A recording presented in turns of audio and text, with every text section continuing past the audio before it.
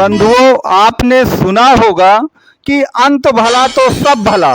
तो अगर अंत भला है तो सब भला है। तो याद रखिए, यह सन की 7.5 का अंत ही हो रहा है, अंतिम चरण में है। तो अंत जब आ गया है सन की 7.5 का, तो आपने तो सुना ही है कि अंत भला तो सब भला। तो कहने का तात्पर्य यही है कि 7.5 का जब अंत आता है तो अंत भला तो सब भला हो ही जाता है। अब अंत क्यों भला है? आपको मालूम है कि सन की 7.5 में आपके शनिदेव कुंभ राशि में इस समय विचरण कर रहे हैं, और कुंभ राशि जो है आपके पैरों का ही प्रतिनिधित्व करती है। घुटने के नीचे का जो पैर होता है वह कुंभ राशि में आता है। तो आप याद रखिए, पैरों से ही तो भाग दौड़ करनी पड़ती है।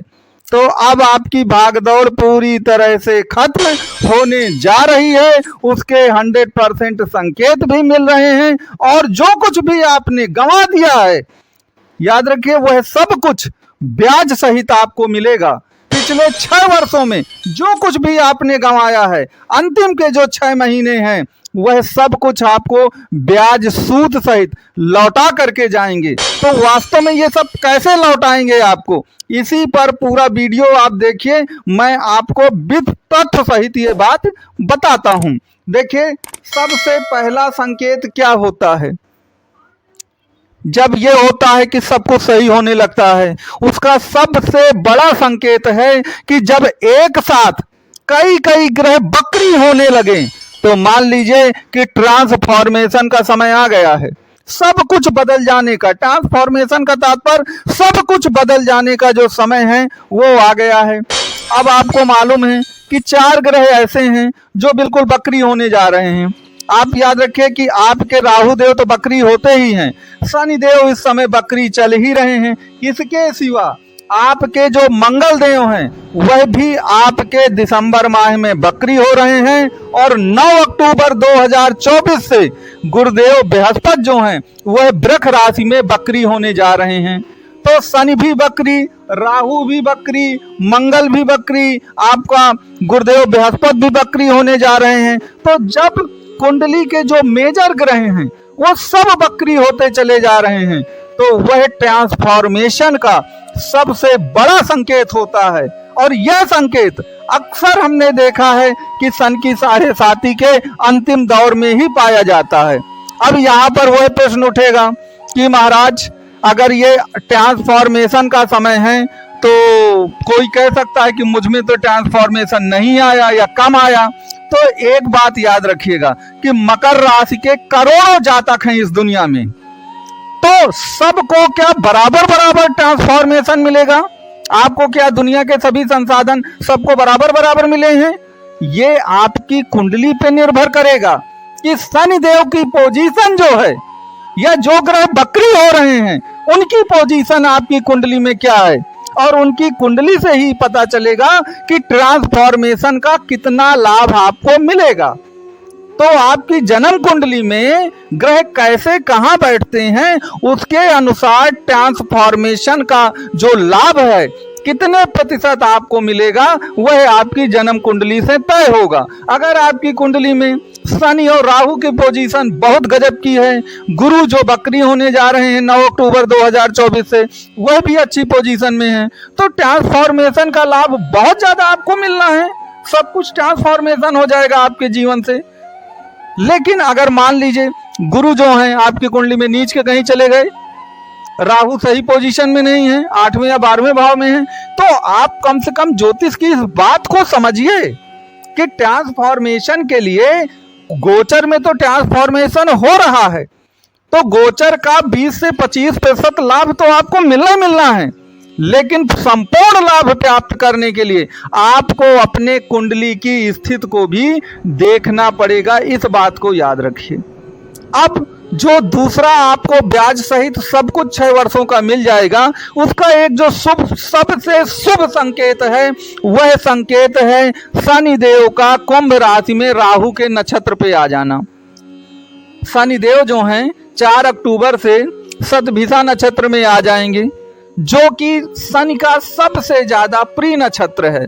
और शनि जो हैं 4 अक्टूबर से राहु के नक्षत्र पर विचरण करेंगे शतभिषा में, और शतभिषा नक्षत्र एक ऐसा है नक्षत्र है कि जो कुछ भी आपने खो दिया है, गंवा दिया है, नष्ट कर दिया है, भागम दौड़ आपने मचाई है, शतभिषा नक्षत्र में वह सब कुछ प्राप्ति का समय होता है। तो शतभिषा नक्षत्र में शनि का जाना यह भी एक बहुत बड़ा शुभ संकेत आपके लिए है कि जो कुछ भी आपने गंवा दिया है पिछले 6-7 वर्षों में, उस सब की प्राप्ति का समय है ये बात आप याद रखिए। अब यहाँ पर जो तीसरा सबसे बड़ा संकेत मिलेगा, वह संकेत मैंने आपको बताया भी है कि गुरु जो हैं वह अक्टूबर से बकरी हो जाएंगे। इसके सिवा जो बहुत बड़ी बात है कि आप याद रखिए कि सितंबर के 18 सितंबर से ही शुक्रदेव जो हैं वह अपनी राशि में, तुला राशि में चले जाएंगे। तो अब आप कहेंगे कि शुक्र से इसका क्या मतलब, तो ये याद रखिएगा कि जो आपका शनिदेव हैं यह तो वैरागी हैं, वैराग्य है। याद रखिए ब्रह्मचारी जो होता है वह तो केवल एक स्त्री से दूरी बना के रखता है, लेकिन जो वैरागी होता है वह स्त्री के सिवा दुनिया के हर वस्तु से दूरी बना के रखता है। तो वैराग्य जो होता है वो बहुत बड़ा होता है। ब्रह्मचर्य तो केवल एक स्त्री के मायने में होता है कि किसी स्त्री से कोई संपर्क में नहीं रहता है ब्रह्मचारी व्यक्ति, लेकिन वैरागी व्यक्ति जो होता है वो तो दुनिया की हर वस्तु से दूरी बना के रखता है। तो शनि को तो कोई मतलब नहीं है दुनिया से, दारी से, वो तो वैरागी है। तो आखिरकार आपको ये सुख साधन भोग विलास कौन देगा, वो देगा शुक्र।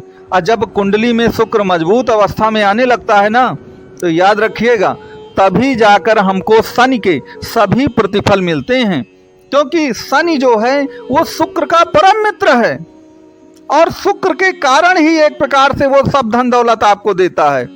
तो शुक्र जो है वह भी अपनी राशि में आ चुके हैं, तुला राशि में, अर्थात उन्होंने अपनी जो नीच की राशि थी वो 18 सितंबर से त्याग दी है, कन्या राशि।